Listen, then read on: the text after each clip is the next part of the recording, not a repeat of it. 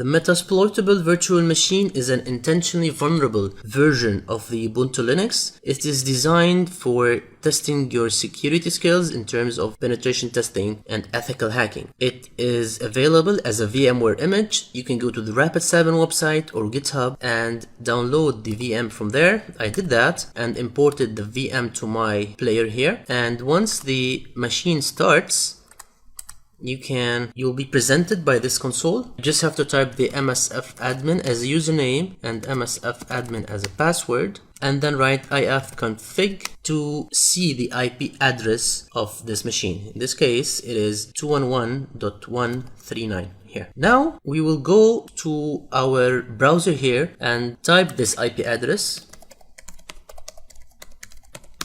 and we will be presented by a list of web applications like TWiki, PHPMyAdmin, Multidie, DVWA, which is the damn vulnerable web application, and WebDAV. All of these are deliberately vulnerable web applications which come pre-installed in the Metasploitable 2 image. To access any of these applications, just press on them, and here we go. This is the Multidie web application. It contains all of the vulnerabilities from the OWASP top 10 plus a number of other vulnerabilities inspired by the damn vulnerable web application. Multidie allows the user to change the security level. You can toggle the security from here. As you can see now, the security level is 0. Once you press it, now it's 1, now it's 5. If the application is damaged by the user injection and hacks, just click here on the reset DB and you will reset the application to the original state. You can test your skills on the OWASP top 10 by clicking on this left menu here, and all the